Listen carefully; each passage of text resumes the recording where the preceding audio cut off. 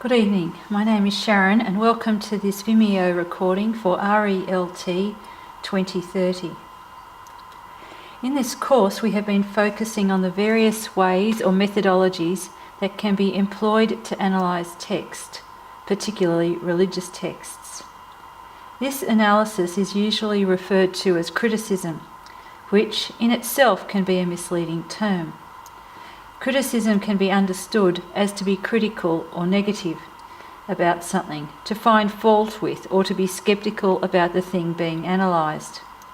This is not the case when we are applying it to text, in this case scripture or biblical writings.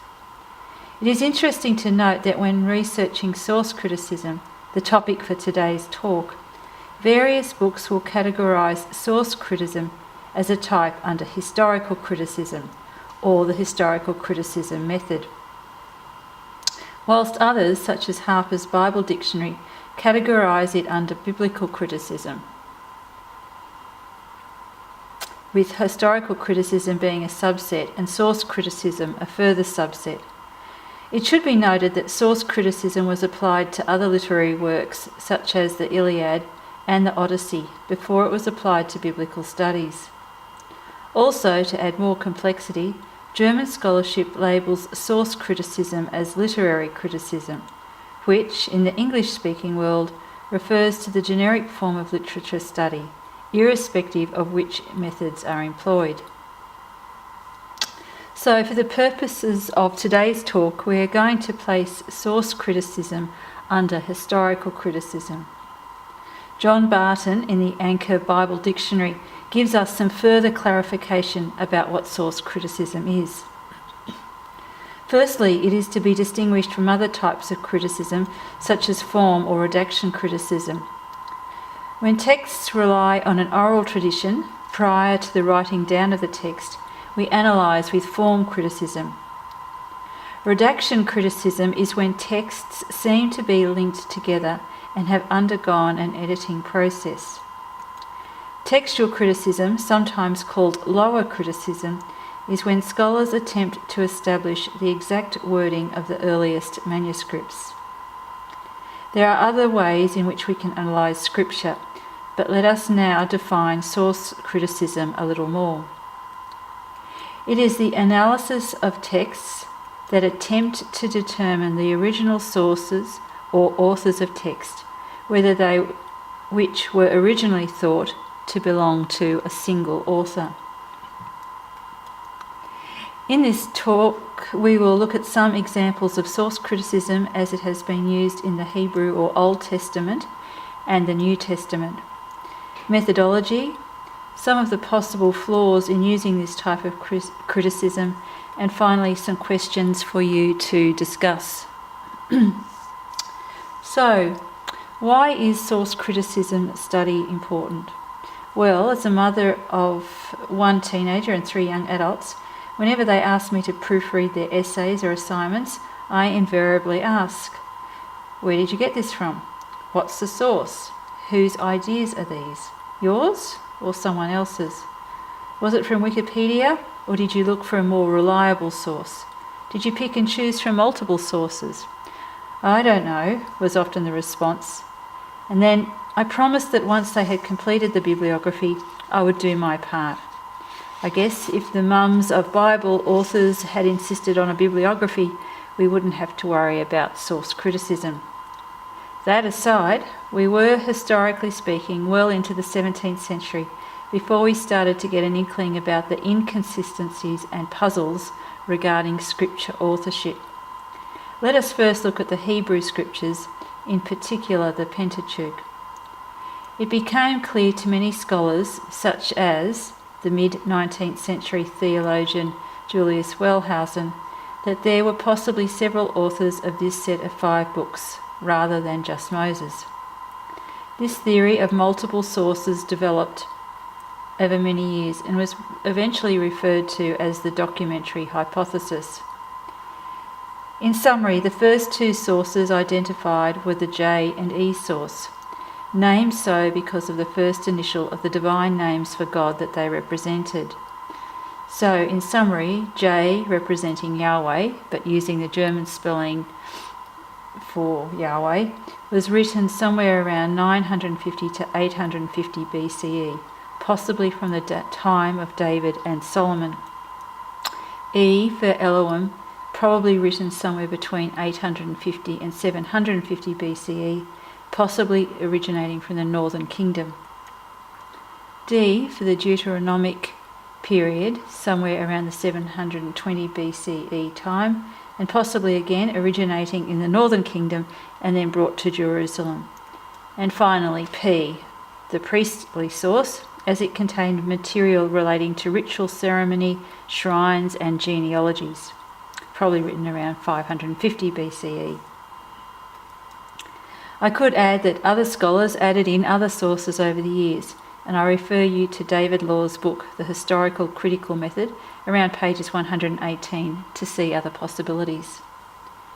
Once it was accepted that several authors could have been involved in a final composition of work, scholars turned their mind to other texts. For example, the Harper's Bible Dictionary cites 1 and 2 Samuel and 1 and 2 Kings probably were used by the author of Chronicles. Turning to the New Testament books, source criticism was applied again, especially in relation to the Gospels. In the 19th century, it was generally believed that Mark's Gospel was written first and that Matthew and Luke were based on this work. Matthew and Luke have sought further information from another source, commonly referred to as the Q source. Q is the first letter of the German word Quelle, meaning source. This is often referred to as the two-source hypothesis. This is very much an oversimplification of the numerous studies on the development of the Synoptic Gospels. In fact, the study has been given the name the Synoptic Problem. But by now you probably get the idea that once scholars conceptualise the idea that the named author of a book in the Bible may have looked to other sources, there was no stopping the scholars from analysing other biblical texts with the same method. This method, in summary, involved the following presuppositions. 1. That authors use a consistent style, so if the style is inconsistent, then maybe another author was involved. 2. Authors do not usually contradict themselves, so if there are contradictions, then maybe the author did not successfully weave his sources together in a coherent method. 3. Interruptions to the flow of the story, a sense that it did not make sense, so possibly a combination of different sources. So given that we only have 10 minutes, it might be useful to take a quick look at some of the problems with using source criticism. 1. Inconsistencies in text. Why, if authors drew on other sources, did inconsistencies still exist? Why didn't they make a more seamless manuscript? Could it just be possible that they, for example, used different words for the same thing? Even in modern day writing, authors would not feel compelled to use consistent terms for the same thing. Source criticism is unable to explain this.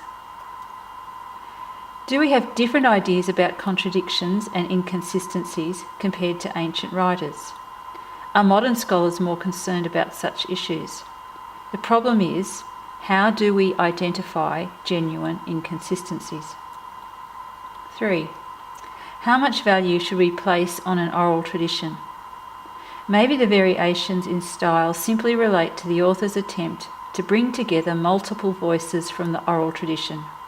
For example, if Jesus preached the same homily or sermon in his 3 years of public ministry, then surely he did not always deliver it in exactly the same way. Surely then, if the authors were writing from oral tradition, it is possible that it will not be a neat and tidy recollection. 4. Lack of physical evidence of any of these source documents. It could be said the JEDP theory is a literary theory and not an empirical one. Even with the uncovering of the oldest manuscripts, the Dead Sea Scrolls, we have no physical evidence of these sources or the source known as Q. What is the hermeneutic that we apply to these scripts? If we come from a very orthodox or fundamental position, then maybe we will not be open to any form of criticism. The text is what it is, and we do not look for a complicated interrogation of the text. Maybe we are not so caught up on how or why the text came about, because our faith may depend on reasoning rather than the complexities of ancient scripture interpretation. To wrap up, source criticism was a major activity of historical criticism until the 1960s. Since then, scholars have taken a much more holistic approach by looking at the texts as a literary unit. I would draw your attention to Anthony Thistleton's book, The Two Horizons. A reading of even the first chapter will highlight the dilemmas faced by choosing any one method of analysis over another. The thoughts of Heidegger, Bultmann, Gadamer and Wittgenstein and their hermeneutical approaches will expand this debate for all. For my own part, it would seem that the focus has shifted from the intentions of the author to the interpretations of the readers. Of course, our interpretation has much more depth and meaning when we are open to the possibilities of how these scriptures came to be. I think Thistleton sums it up on page 22, and if I may, I will paraphrase his words. We should remember two things about such critical methods of study. Firstly, they begin the hermeneutical process. They do not end it. And secondly, the questions posed by such criticism are not always the questions which best allow the text to speak to us today. So now I have some questions for you to discuss after this film. Firstly, how heavily should we rely on source criticism in comparison to other forms of historical criticism? And secondly, does a person of faith rely more or less on the findings of historical criticism than, say, an atheist?